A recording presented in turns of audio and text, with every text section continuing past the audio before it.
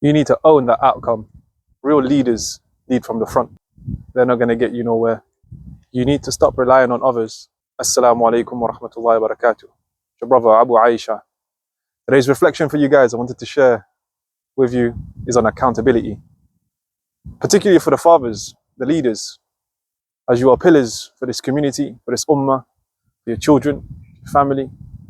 So, inshallah, this is a story I came across about a CEO that was head of a head hunting firm, and but I believe the benefit you can extract from it should still be something aspiring for you to be a CEO of your own business and also benefit from the lesson, inshallah ta'ala. The story goes a couple of months ago, and I love this story, by the way, alhamdulillah, it's so much benefit when you look at things from a different perspective. So there's a new CEO in town, who just came and took over the business, and the predecessor just left. And as he was leaving, he had been hired to run this business now. The CEO just said to him, look, I've left you 3 envelopes, in the desk.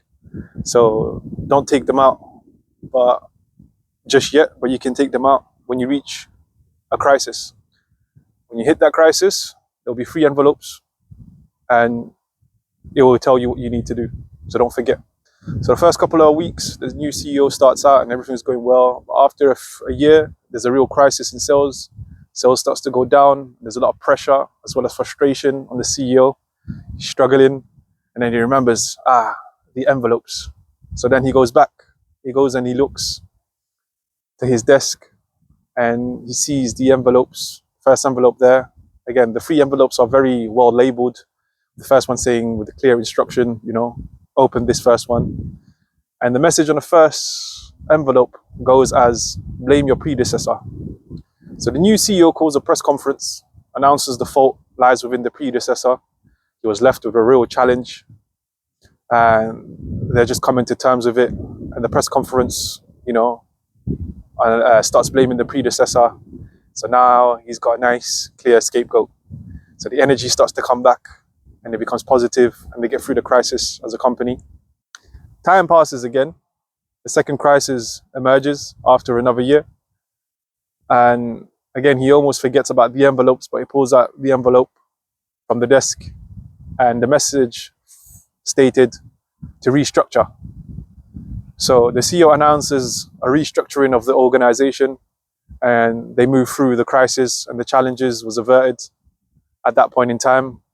And he comes up to his 3rd year. Sales are really struggling now.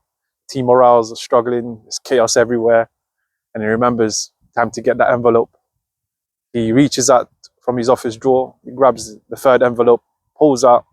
As he opens it, it begins to say, or it begins on the envelope. That's the real kicker there. Prepare 3 envelopes. Allahu Akbar. Allahu Akbar.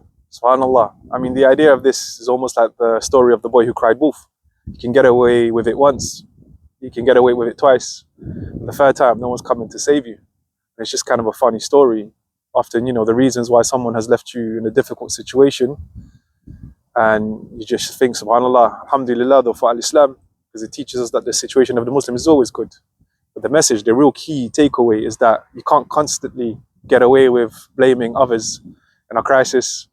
And it's quite painful to accept that each of us, any challenge that we're facing, any crisis in an organization, at home, in the community to some degree, our hands are all over it, because we're part of this. So sometimes something we're doing or not doing is contributing to this challenge. And the only way, long term, that you're consistently going to be of a success as a person, as a leader, is not to be looking in envelopes for excuses. To be asking, what can I do to contribute to the community, propel the success of this ummah? Same applies to our family. And the only thing that we can really change in our lives is our own contribution. And I've spent, subhanAllah, the first part of my 20 years looking at how others should be changing. And subhanAllah, the last decade of my life thus far, the question isn't, what my dad should do to be a better father. Rather, what should I do to be a better son? What should I do to be a better employee?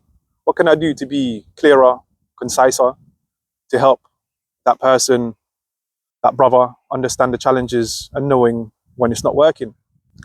For me, a big part of this Muslim Fatherhood Alliance is really shining the light on how each of us individually, as fathers, as leaders, are contributing to the things, to the problems, the challenges, and the successes that we see around us.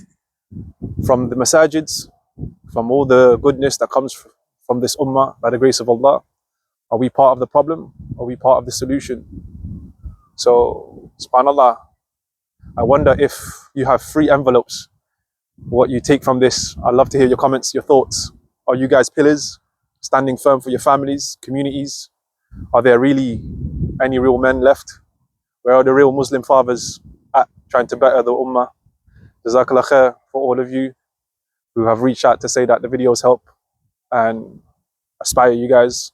Inshallah, alhamdulillah, it motivates me to know that these videos are being watched and are being used to help the people find prospective fathers to overcome their nafs, start things and find meanings.